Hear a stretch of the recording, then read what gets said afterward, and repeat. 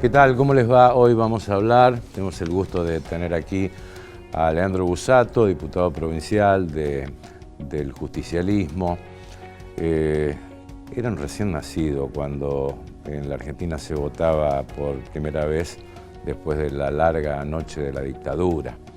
Nació en 1980 y estamos a 40 años de aquel hecho fundamental que fue el voto que abrió el camino a la restauración democrática.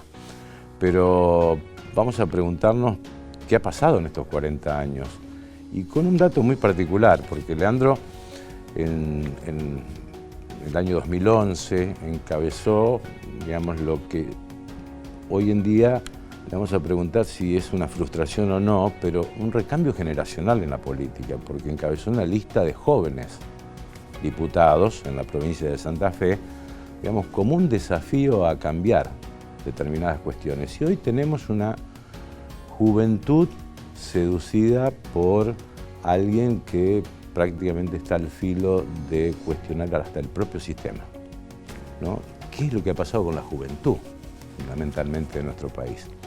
Bueno, estos y otros temas con Leandro Busato aquí en Perfiles de Época.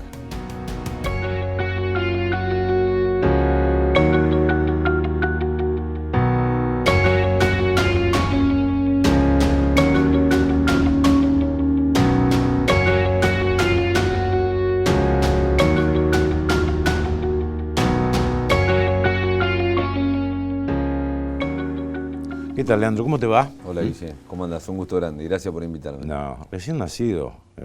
Bueno, en el 83 tenías 3 años, ¿no? ¿Y cómo recreaste la historia de la democracia? Bueno, yo en realidad de pequeño tengo ya algunos rasgos bien marcados, porque mis viejos, mi viejo y mi vieja eran militantes políticos por los 70, en la renovación del peronismo en los 80. De hecho, mi madre fue concejala de Santo Tomé en el año 87. Ajá. Así que tengo siempre íncita conmigo la política, pero debo reconocer que después de esa experiencia de la primavera democrática del 83, mis propios viejos entraron en algún proceso de frustración a mediados de los 90 y a mí me costó volver a encontrar de alguna manera también motivación suficiente para que la política termine siendo parte de mi cotidianidad, parte de mi vida. Primero empecé en la iglesia, a partir del colegio jesuita al que iba, la Inmaculada, misionando, y automáticamente después en la universidad, acá enfrente, logré empezar a militar en lo que era una etapa de transición de la JUP, de los fines del menemismo, hacia lo que fue después la llegada de Néstor Kirchner, y ahí fue donde yo, de alguna u otra manera, terminé de abrazar la política como una situación que realmente tenía que abrazar para cambiar la vida de los demás, ¿no? ¿Y para vos qué rol tuvo Alfonsín en la historia? Bueno, yo creo que es el primer gran demócrata, digo, ¿no? Me parece que es el primer gran héroe, si se quiere, de esta historia, de esta película. Me parece que fue el encargado de recomponer el sistema en términos institucionales. Claro, obviamente que el sistema se recompuso en términos institucionales, pero el agujero que habían hecho los militares y Martínez de Oz con el sistema económico y la descomposición social terminaron generando un proceso de mucha disgregación en términos económicos y de mucha frustración en términos sociales. Termina el gobierno con una hiperinflación, con una situación de mucha debilidad económica, pero nadie puede negar que Raúl Alfonsín fue quien puso primera para recomponer el sistema, darle valor a las instituciones y efectivamente empezar a transitar una película en democracia que al día de hoy, 40 años después, estamos reivindicando, ¿no? ¿Y qué nos ha pasado en tu criterio en estos 40 años que hoy hay una gran decepción de la política? Bueno, es lo que se percibe en la gente, ¿no? Bueno, no pudimos cumplir con las máximas alfonsinistas, aquello de que con la democracia se curaba, se educaba y se comía. No se ve en la realidad. En algunos lugares la educación pública o la salud pública son bienes intangibles para un montón de gente. Tenemos 40% de gente en la pobreza, tenemos gente que no llega a fin de mes, tenemos además una dirigencia política que en muchos casos se ha alejado de la realidad y, como le digo siempre a mis compañeros, si no te gusta que te tilden de casta, deberíamos evitar muchas veces vivir como tal. Digo, resulta ser pornográfico que tengas un dirigente en un yate con una modelo, cuando hay gente que no llega a fin de mes, en vez de estar dando el ejemplo de predicar la palabra de la política en un barrio o estar trabajando de su lugar. Entonces, hay un divorcio muy grande entre algunos sectores de dirigencia política y los problemas de la gente, y la democracia como tal sigue siendo el mejor sistema, pero en Argentina tiene muchas deudas. Además de tener muchas deudas, en educación, en salud, en trabajo, la Argentina, objetivamente, en los últimos 80 años, si vos haces una línea histórica, ha degradado su calidad de vida. Digamos, ¿no? ¿También vos sos muy autocrítico del propio peronismo? Sí, yo creo que nunca está mal ser autocrítico. ¿No? No, en la medida que uno no crea que se equivoca, es muy difícil pensar que uno puede cometer algún acierto si primero uno no reconoce que se equivoca. Entonces yo siempre trato de tener primero la autocrítica como base para saber en qué me equivoco y a partir de eso tratar de saber en qué puedo acertar, digo, ¿no? Sí. Bueno, en su momento encabezaste esta idea de cambio generacional, por llamarlo de alguna forma, ¿no? Porque incluso, bueno, participaste allá en el 2011 de una lista de jóvenes, ¿no? Y ¿cómo se entiende hoy esta atracción de los jóvenes por un candidato como Milei, por ejemplo? ¿Cómo lo interpretás? Mirá, yo creo que la historia democrática reciente, estos 40 años, tienen 2 o 3 periodos que en términos teóricos algún historiador o algún filósofo llamó anomalías, que son rupturas del sistema dentro del propio sistema. Lo fue Alfonsín con esta democracia primaveral, lo fue el menemismo de alguna manera con una cultura claramente alineada a lo que era el consenso de Washington y todo lo que fue la privatización y todo lo que fue la pizza y el champán en términos culturales, y lo fue Néstor Kirchner, sin lugar a dudas, o el kirchnerismo y su irrupción, remontando banderas que parecía que la política había perdido y que trajeron a colación discusiones que la Argentina había dado probablemente en los 70, a partir de lo que habían sido las organizaciones juveniles. Esas anomalías con el tiempo no lograron regenerar la idea de esa rebeldía, la idea de ese sistema que se autogenera y se regenera participando, abriendo las puertas, haciendo de los partidos políticos herramientas de transformación y fundamentalmente poniendo los sueños y las utopías como bandera. Y eso hace que los pibes se desmotiven. Entonces, cuando vos ves que un pibe empieza a participar en política, no lo hace para buscar un cargo. Lo hace porque cree que la política es una herramienta con la que puede transformar el mundo. Después podrá decir, bueno, no voy a llegar a transformar el mundo, transformaré el lugar donde vivo. Y yo creo que el problema es que los últimos 20 años han dejado muchísimas discusiones importantes y en los últimos 4 o 5 años, yo te diría probablemente a partir de la experiencia de Macri en adelante, incluida la de Alberto, el sistema fue dejando de tener esas pequeñas anomalías, la política se domesticó en términos de causas, y eso ha hecho que muchos pibes digan, che, ¿para qué quiero hacer política si no voy a cambiar el mundo? Si me tengo que resignar a vivir como puedo, si el que está al lado mío vive peor, hasta que aparece alguien que aprovechando una crisis económica, que la Argentina arrastra hace por lo menos 8 años, empieza a poner, como decías vos recién, en tensión el propio sistema. Y muchos pibes que ven que está roto el sueño de la democracia como un hecho colectivo, como un hecho plural, dicen, bueno, che, me salgo solo. Y para salvarme solo tengo que pisar al que está al lado, lo hago. Y eso probablemente hoy termina siendo rebelde, y eso probablemente hoy acapara la atención o por lo menos la curiosidad de muchos pibes. Lo que hay que hacer, creo que la política tiene que recuperar esa sana anomalía de generar dentro del propio sistema causas que permitan movilizar positivamente la sociedad. Ahora, esto significa también una autocrítica a la dirigencia política. Sin lugar a dudas. Sin lugar a dudas, no es que la sociedad, la sociedad está eligiendo, digamos, por algunas opciones, pero por la propia responsabilidad de la dirigencia política. Yo ¿no? le digo a un chico que hayan perdido las utopías, como describiste vos. Yo reivindico la educación pública. Ahora voy a Santa Rosa de Lima y los pibes no creen que la escuela sea un factor de inclusión o de movilidad social ascendente. ¿Qué pibe de Santa Rosa de Lima puede venir hoy a la Facultad de Derecho acá enfrente? ¿Qué mamá está contenta con el sistema de salud pública en Santa Fe o en Argentina en general? Digo, lo tenemos sí, pero tenemos que actualizar de alguna manera y reconocer que hay que mejorar el funcionamiento. Ahora, claramente lo que nosotros estamos viendo con preocupación, lo que asistimos hoy a ver con preocupación, es que empiezan a aparecer propuestas políticas que dicen, che, esto no funciona, hay que romperlo y hay que terminar con esta idea en la Argentina. Nosotros decimos no, esto no funciona como debería, pero sin lugar a dudas es una conquista de la sociedad argentina y no hay que perderla. En todo caso hay que mejorarla. Y yo creo que ahí está el problema de la dirigencia política. La dirigencia política argentina, y me incluyo, digo, no sé, estamos muy domesticados en algunas cuestiones. Hemos perdido esa sana rebeldía de poder plantear hacia adelante cosas que tienen que ver con lo que parece imposible hasta que lo podés hacer a partir de la decisión. ¿Y cómo explicás por qué estamos tan mal y gana Massa, por ejemplo? ¿Cómo se explica eso? Bueno, porque creo que está en primer lugar planteando un país que viene, no un país que se va. Yo creo que Sergio Massa es el único candidato de los que ha habido en esta elección que ha planteado claramente la Argentina en los próximos 20 años, no la de los últimos 20. O sea, ¿vos estás hablando que hay un Massa distinto a partir del 10 de diciembre o es el Massa de siempre? No, yo creo que va a ser un dirigente político que va a mantener cosas que toda su vida ha mantenido y que va a incorporar otras. ¿Qué ha mantenido Massa? Ser un tipo muy práctico. Y en esto a veces a nosotros inclusive nos ha pesado, porque uno tiene una formación, una carga ideológica, pero la verdad es que yo creo que en los próximos 20 años en Argentina no va a ser la ideología lo que acomode las discusiones políticas. Lo cual no quiere decir que hayamos llegado de vuelta a esa teoría de Fukuyama, el fin de las ideologías. Sí. Lo que digo es, no va a ser la ideología el patrón que acumule en política, sino más bien los consensos que se puedan generar y las políticas que se puedan sostener. Sí.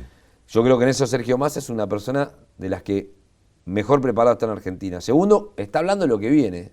Él dice, che, la problemática del trabajo son, por ejemplo, estos pibes que quieren ser programadores y necesitamos generar economía del conocimiento. La problemática son estos deliveries de pedido ya que necesitan incorporarse a un régimen laboral. La problemática de la salud pública tiene que ser incorporar claramente a quienes están fuera del sistema. No es solo reivindicar lo que se hizo en los últimos 20, 30 o 40 años. Y por último, ofrece una variante que yo creo que es necesaria, que es esta idea de la unidad nacional. Vamos a hacer una pequeña pausa. Después vamos a ahondar qué significa para vos, o por lo menos qué expectativas cuando Massa habla de una unidad nacional, del papel del radicalismo en esta historia también, me parece que es importante tocarlo, y qué se pone en juego el 19 de noviembre. ¿Te parece? Sí, sí. Enseguida seguimos.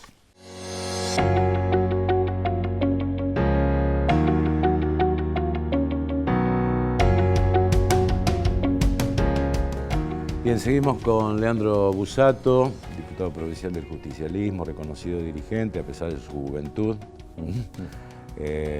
Bueno, como decíamos en el arranque del programa, tenía solo 3 años cuando se votaba por primera vez en la Argentina, pero hoy se vota a 40 años de aquella oportunidad que abrió el camino a la democracia. Y había quedado pendiente esta pregunta, ¿no? ¿Qué se juega el 19 de noviembre en la Argentina? Bueno, básicamente saber si la democracia es capaz de metabolizar diferencias, afianzar un proceso de diálogo y de consensos mínimos y resolver los problemas que tiene pendiente, tratando de generar hacia adelante un panorama distinto.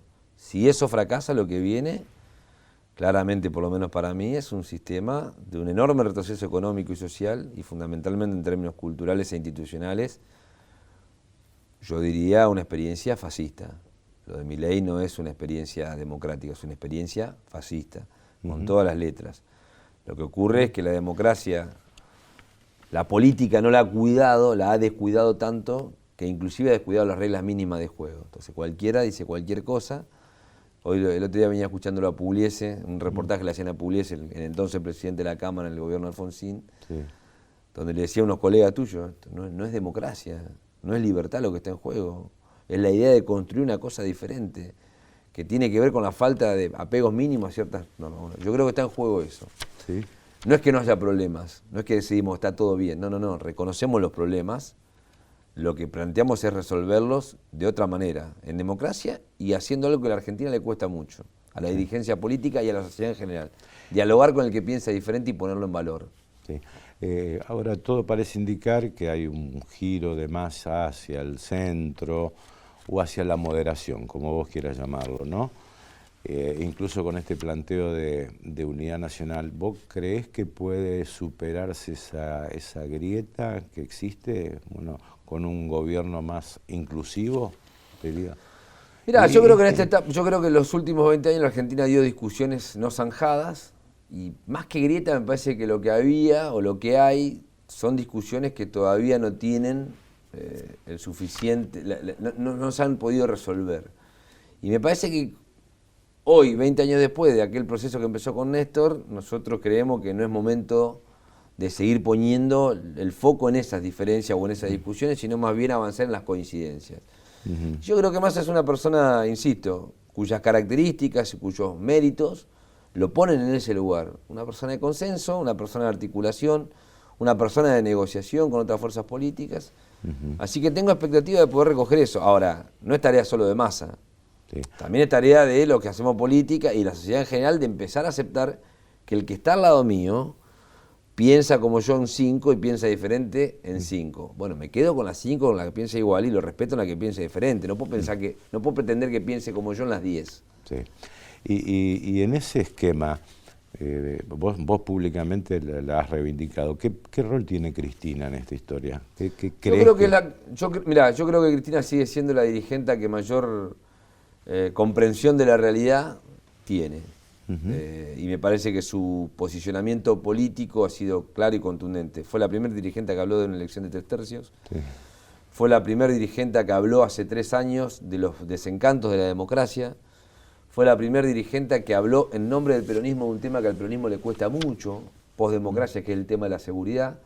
Y hace poco la escuché hablando de un tema que es central, la idea de recuperar desde la política el buen vivir, independientemente si te parás a la izquierda o a la derecha de algo. Entonces sigue siendo la dirigente política, por lo menos para mí, con más afianzamiento y con más centralidad, lo cual no quiere decir que en esta etapa que viene tenga un papel institucional relevante. Pero bueno, también se ha cuestionado que fue condicionante de los gobiernos, de un gobierno de Alberto, que ha sacado un ministro en un acto público, un ministro de Economía. Yo creo que, en primer lugar, me parece que el condicionamiento al que hacen alusión algunos sectores o algunos actores tiene que ver básicamente con escuchar lo que no te gusta escuchar. Cristina es una persona coherente en eso. Nadie puede decir que un día dijo una cosa y los 2 días se desdijo. Tomó opciones políticas en función de los marcos posibles que tenía, aunque a veces a algunos no nos gustaran, y siempre se paró en el mismo lugar defendiendo las mismas cosas. A mí no me gustaba cerrar un acuerdo con Omar Perotti, pero no porque tenga algo contra Perotti, es porque yo creía que nosotros podíamos hacer una experiencia propia. Sí. Sin embargo, en 2019 fuimos con Omar Perotti convencidos de que era la solución para lo que el peronismo estaba en ese momento y lo hicimos a través de ella. Ahora, no nos dejamos de parar defendiendo las mismas cosas a pesar de las discusiones que teníamos. Sí. Y esto me parece que también cabe para lo que hizo a nivel nacional. En la etapa que viene, me parece que su papel va a ser un papel, como siempre, de consulta político, pero de menos relevancia institucional. ¿Y el rol de los radicales, cómo lo ves? Es decir, un radicalismo que dice, no, yo apuesto a la neutralidad en esta historia. Yo creo que es difícil apostar a la neutralidad porque, en definitiva, nadie es neutral frente a un hecho tan trascendente como elegir la conducción y el destino de los próximos 20 años de la Argentina. El radicalismo está recuperando centralidad en la política argentina, eso es una realidad. La mayor parte de los gobernadores, incluido Puyaro acá en Santa Fe, que hoy son de la oposición o van a ser de la oposición, son de estirpe y de origen radical. Lo segundo que ha podido recuperar el radicalismo es una tradición que tiene que ver básicamente con dejar de ser furgón de cola del PRO y animarse a discutir el liderazgo de una coalición, en este caso de centro a la derecha. Y me parece que en la etapa que viene deberían ser los garantes de tener una sociedad que mejore notablemente sus niveles de convivencia y notablemente sus niveles de política.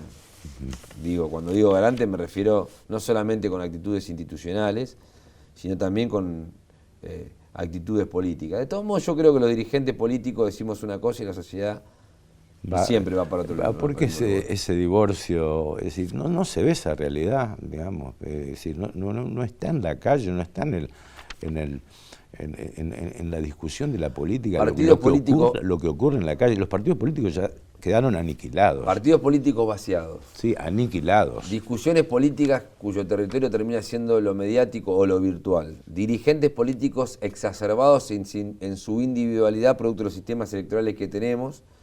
Y un proceso de alguna u otra manera de farandulización de la política ha hecho que la gente diga, che, ¿para qué quiero escuchar a este tipo o esta mujer? Me voy para allá. Entonces, Yo incluiría en la lista a los medios de comunicación que buscaron en su momento a Milei como rating, porque por el escándalo daba rating. Yo digo, también, estas cuestiones. Después se reproducían las redes, pero también los medios de comunicación. Entonces, eso trajo un divorcio muy grande entre lo que decimos y muchas veces lo que la gente hace. Por eso también yo creo que pronunciarse de una fuerza política hacia un lugar u otro no necesariamente arrastra a tu electorado hacia esos lugares, digamos, ¿no? Ahora, hacia adelante también yo espero que la política recupere centralidad. Para recuperar centralidad no es un problema de la gente, el problema es la política. Sí. Hay que replantearse qué hicimos mal nosotros, qué estamos haciendo mal y cómo volvemos a encauzar algunas cosas mínimas que no aten a la cotidianidad. Viste que a veces, che, ¿de qué están los de tipo? Si me estoy cagando de hambre y este tipo está hablando de Narnia, ¿viste? Bueno, yo creo que tenemos que pensar claramente en esas cosas. De cualquier forma, o sea, inevitablemente tiene que venir una política de consensos, ¿no? Porque tenés un parlamento que va a estar fragmentado. La mayoría de las cuestiones que plantea Milei son cuestiones que tienen que pasar por el Congreso y Milei no tiene la mayoría en el Congreso Nacional. Y, bueno, los grandes acuerdos que tendrán que cerrar los radicales con los peronistas, por un lado, pero también el poder de las provincias está en juego, ¿no? Porque vivimos en un país unitario. Sin lugar a dudas. Bueno, pero digo, en este reseteo, post-94, si quieren en términos institucionales, porque la Constitución del 94 es la que de alguna manera diseñó el país actual, en este reseteo de la Argentina, que por lo menos para mí comienza ahora, yo creo que esas cosas van a ser parte de la discusión. Lo que es indudable es que cada 20 años, tenemos 40 de democracia ininterrumpida, cada 20 años hubo un reseteo. Primer periodo, Alfonsín Menem, ponelo de la Rúa como fin del ciclo.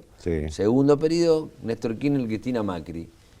Ponerlo a Alberto como fin de ciclo. Me parece que hoy estamos asistiendo a un nuevo ciclo que va a tener, por lo menos para mí, estas características que marca vos. Más diálogos, más consensos, más fuerzas políticas coalicionistas, menos, por lo menos para mí, menos tendencias a las hegemonías, ni internas ni en la sociedad, y de alguna manera problemas urgentes con el agravante de resolver cuestiones futuras. Vos viste que antes el tiempo pasaba de una manera y hoy pasa mucho más rápido.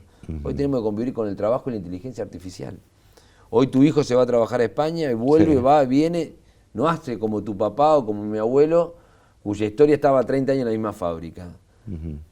Y hoy se jubila una persona de 65 años y no es jubilada, es joven. Entonces, todos esos problemas que no se han resuelto todavía, hay que empezar a plantearlo. Bueno, la inteligencia artificial trae otro problema que son las falsas noticias y, bueno, y cómo discernir entre lo verdadero y lo falso. Y segundo, hay un estilo de comunicación a través del Twitter donde se simplifican las ideas, ¿o no? Entonces, dice, bueno, yo voy a dolarizar, o voy a hacer esto, o voy a hacer lo otro, y sin embargo, ¿cómo? Faltan los cómo en la Argentina. No sé si coincidís, ¿no? Yo plenamente coincido. También eso trasladalo muchas veces a los niveles dirigenciales. Se lee poco, se estudia poco, se dice poco, se pasea mucho por los canales de televisión, hay una muy baja cultura general en particular, digamos, lo mediático supera lo real, digamos, ¿viste? Entonces, yo creo que hay que rediseñar claramente estas cuestiones. No quiere decir que esté malo, no estoy haciendo ni siquiera un juicio de valor. Lo que digo es, ningún dirigente político o ningún dirigente en general es ajeno a la sociedad en la que vive, en términos de su formación y en términos de lo que expresa. Bueno, tenemos una sociedad que por lo menos para mí, en términos culturales y en materia de representatividad, está padeciendo la exacerbación de la sociedad de consumo. Padece la exacerbación de la sociedad de consumo. Todo es hoy, nada es mañana, todo se puede comprar, todo se puede vender y valés por lo que tenés y no por lo que decís. Entonces tampoco vale mucho explicar el cómo. ¿Cuál es tu futuro político? ¿En qué pensás? Mirá, mi futuro político va a ser siempre haciendo política en algún lugar. Si no lo estoy haciendo en algún lugar que me eligió la gente, lo haré de algún club o lo haré en mi casa con mis hijas. Pero ahora el 10 de diciembre termino mi mandato. Tuve una experiencia que para mí fue muy enriquecedora desde el punto de vista político. Fue una campaña gobernadora, una pre-campaña, pese a que los resultados no son los que buscaba. pero voy a seguir estando en la política porque amo la política y porque creo que sigue siendo la mejor herramienta para transformar la realidad. ¿Siempre estarías dentro del peronismo o te animarías a, digamos, a convivir con otras fuerzas políticas haciendo política? No, yo creo que es momento de pensarse desde un lugar más amplio. ¿Más amplio? La Argentina no tiene que seguir discutiendo la antinomia del peronismo o el antiperonismo. La Argentina tiene que discutir hoy más que nunca si quiere democracia o retrocede a un sistema fascista. Y en la democracia la historia es mucho más amplia que el peronismo, digo, ¿no? Gracias, gracias por la visita. Leandro Busato pasó con nosotros, gracias Maggie, Rodri, Agustín. Nos despedimos hasta nuestro próximo encuentro.